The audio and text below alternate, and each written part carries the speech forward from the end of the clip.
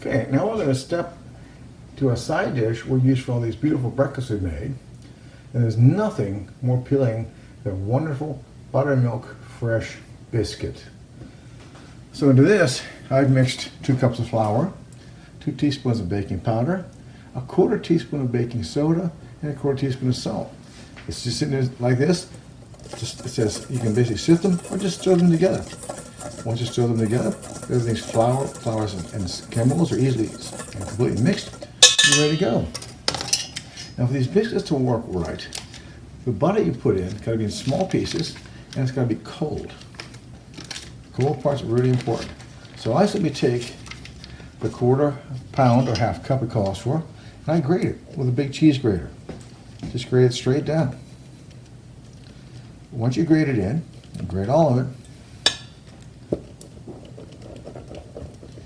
then you simply mix it with your fingers.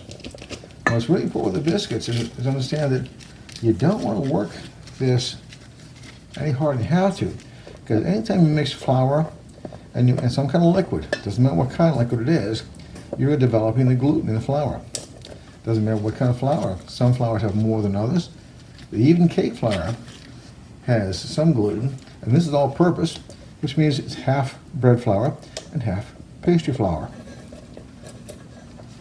At the point where you're down to it, watch your fingers, because it'll grate your fingers just as easy. It'll grate the butter. Take your time. Get it grated in. It works like a charm. You can do the same thing.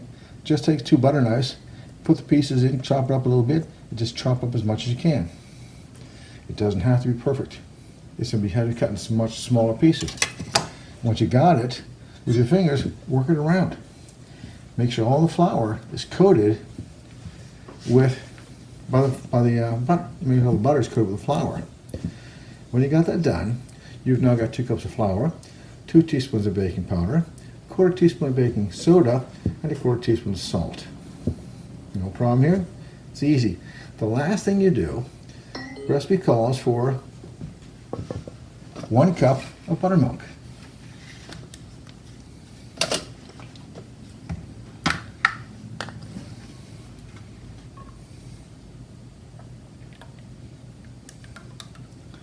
It's always easy to add it in more if you need it. You can't take it out if you don't need it. So I'm going to put most of it in, and I'll stir it up. You want the mixture to be able to hold together, no dry spots, be a nice soft doughy mass. We use the whole cup. In the past when I've done this, I've often had to use a little more buttermilk than I expected, just to get the whole dough to hold together. Give another 1/4 cup.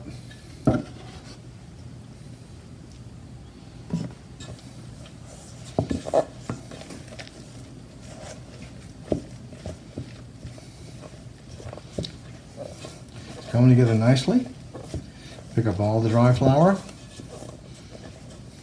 Now my oven is preheated to 450 degrees. It's a nice hot oven, but you need this to get that action, to activate the baking powder, baking soda. You've got all ready to go. All right, we've got a nice, easy, tight ball. Let's drop it out.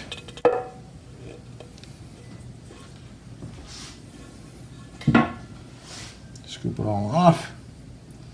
Put it together.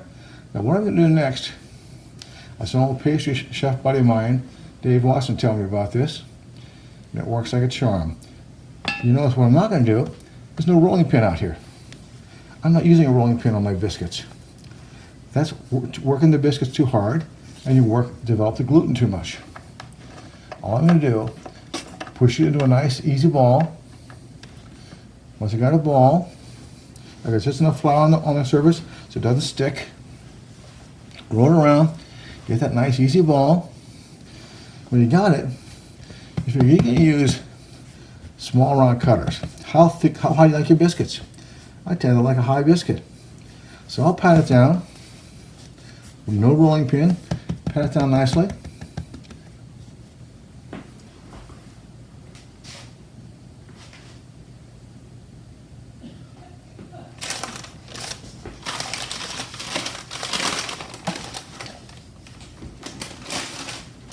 I've got an oiled pan right here. I'm going to take, you want anything you want as a cutter. Nothing special. This is nothing but a half cup measuring cup. I'll use it as a cutter. Sometimes to make sure it doesn't stick, which was your time, you take it and coat it with flour. Coat it with flour, go to cut it. Straight down cut, take it out, pop it out, get a nice looking biscuit. Now the rule of thumb with biscuits is pretty simple. If you want the biscuits to have a nice soft side, put them close together. If you want the biscuit to be firm and stand all by itself with no problem, get them close, get them far apart. I like mine to be along the soft side. Now what we're going to do is we're going to cut some, and we're going to have a little bit of scraps left over. No problem. Now here I'm rolling the edges in the flour just to give it a little drier side. Set these little bits aside.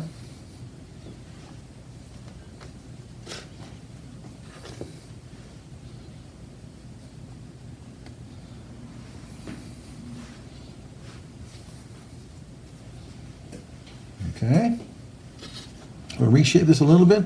We get a nice full biscuit on this one. We'll probably get about 6 biscuits, 5 premium biscuits, and 1 made with scraps. You'll never tell the difference when a scrap biscuit is, though. Put them all together. Just reshape them. Get a little bit of flours out there. Roll it over. Shape it up.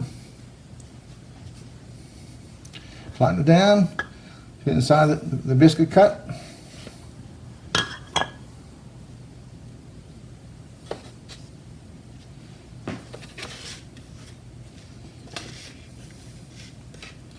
There you go. That much left over, I'm not going to worry about it. Let's bake them at 450 and go from there. The next thing you'll see is how we finish them. So here are our finished biscuits. Right out of the oven. Pretty color. We finish them up. Just a touch of honey butter.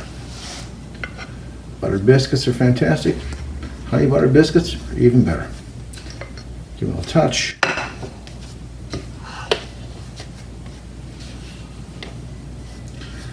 And the only comment you're gonna make when you make this is that all you made? Didn't make any more? Well, that'd be the worst problem you have. Beautiful fresh buttermilk biscuits, honey buttered. There they go, all ready for you. Hope you like them. Bye-bye.